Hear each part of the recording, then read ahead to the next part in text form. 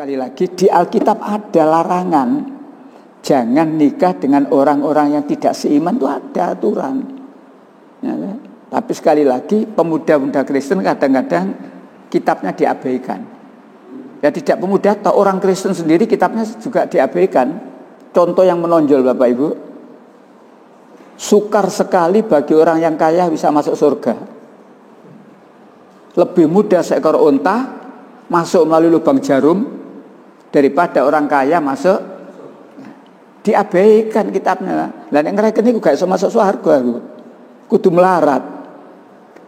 Nah, sama dengan ini, larangan nikah.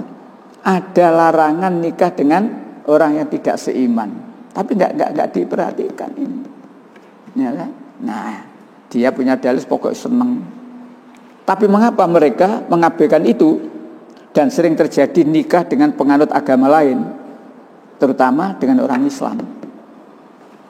Kristenisasi, pemurtatan.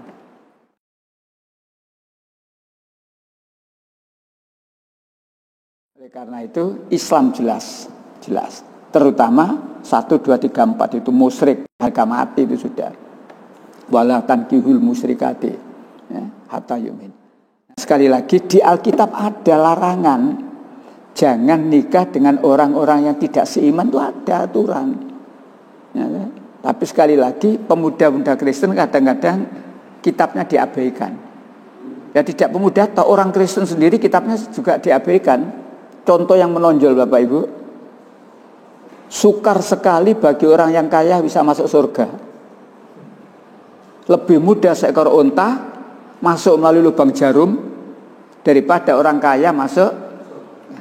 Diabaikan kitabnya. Lah nek ngreken niku gak iso masuk surga aku. Kudu melarat. Nah, sama dengan ini, larangan nikah. Ada larangan nikah dengan orang yang tidak seiman. Tapi enggak diperhatikan ini. Ya kan? Nah, dia punya dalil pokok seneng. Tapi mengapa mereka mengabaikan itu? Dan sering terjadi nikah dengan penganut agama lain, terutama dengan orang Islam. Kristenisasi, pemurtatan. Kemarin kan sudah saya terangkan itu sikap orang kafir terhadap agama Islam, sikap orang kafir terhadap orang beriman, sikap orang kafir terhadap Al-Quran. Nah salah satu sikap orang kafir terhadap orang Islam itu ya dia berusaha memurtadkan. Nah, di ayat kemarin kan sudah cukup banyak yang saya terangkan itu. Sikap orang kafir terhadap orang beriman. Satu saja tujuannya. Ya apa carane wong sing beriman jadi kafir? Dengan segala cara yang ada. Lebih-lebih di sini ada ayat segala sesuatu halal bagiku. Pengertian segala sesuatu halal itu bukan sekedar makanan minuman, tapi segala cara apa saja ia boleh lakukan. Yang penting tujuannya tercapai. Segala sesuatu halal bagiku. Jadi memurtadkan orang Islam dengan cara bantu sembako secara rutin halal. Ya, bahkan menzinai, memperkosa. Ingat sudah pernah saya terangkan waktu di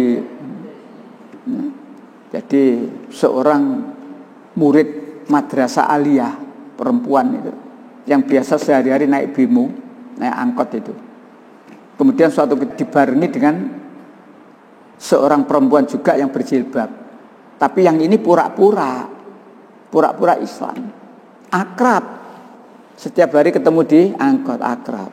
Karena akrab, suatu ketika si murid aliyah ini yang Islam ini diajak main-main oleh wanita berjilbab yang pura-pura ini. Kemana? Gereja. Diperkosa. Itu saya punya bukunya itu. Diperkosa itu. Ya saya. Nah seperti itu ya. Jadi kenapa dia seperti itu? Ya segala sesuatu halal bagiku.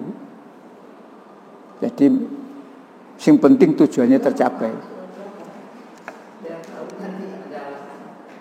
Insya Allah Korintus ya.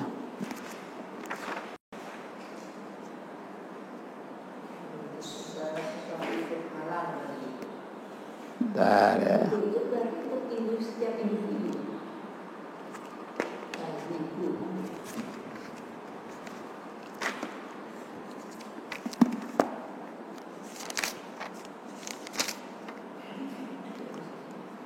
Korintus yang pertama pasal 6 ayat 12. Korintus yang pertama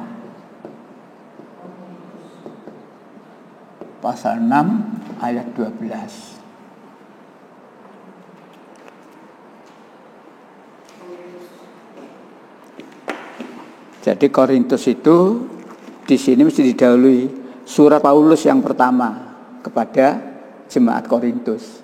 Jadi 1 Romawi itu Korintus yang pertama, karena ada Korintus yang kedua.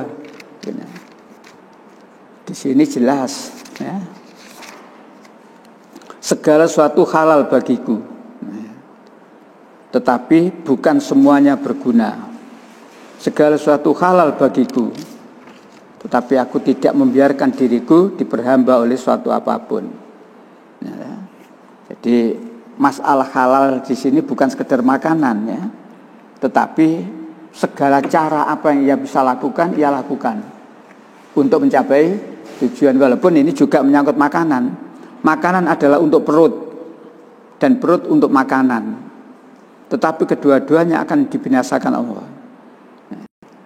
Jadi bukan soal makanan saja, tapi saya menggarisbawahi segala suatu halal bagiku, itu artinya apa saja yang ia ingin lakukan halal. Yang penting tujuannya tercapai, gitu ya. Islam enggak. Islam itu tujuan harus baik, harus dicapai dengan cara yang baik. Itu. Jadi orang Islam itu tidak boleh bertujuan tidak baik. Kita bertujuan tidak baik itu sudah dicatat oleh Allah, tapi belum dosa. Ketika seseorang bertujuan tidak baik, akan mencuri, akan apa, belum berdosa. Tetapi kalau tujuannya tadi, niat tadi dilaksanakan, baru ditulis dosa. Sebaliknya, orang Islam bertujuan baik, berniat baik, sudah ditulis oleh Allah, dipahalai. Sejak kemarin ibu, bapak sudah berniat, sesuk Rebu yang ngaji rek. Mudah-mudahan saya bisa ikut. Sudah dipahalai oleh Allah. Dan ternyata hari Rebu sekarang betul-betul datang ngaji. Allah memberikan pahala dengan berlipat ganda. Ingin amal, ketika ada edaran, diperlukan dana ini, lalu kita berniat, insya Allah saya besok baru niat sudah dipahalai. Disinilah bedanya, ya, Islam dengan selain Islam. Ya. Baik, jadi ayat-ayat yang saya sebut di sini yang ada tanda palang itu adalah ayat-ayat yang melarang, ya, melarang orang Nasrani nikah dengan yang tidak seiman, ya. Di kitab Ulangan pasal 7 ayat 3 sampai ayat 6 dan seterusnya itu semuanya larangan.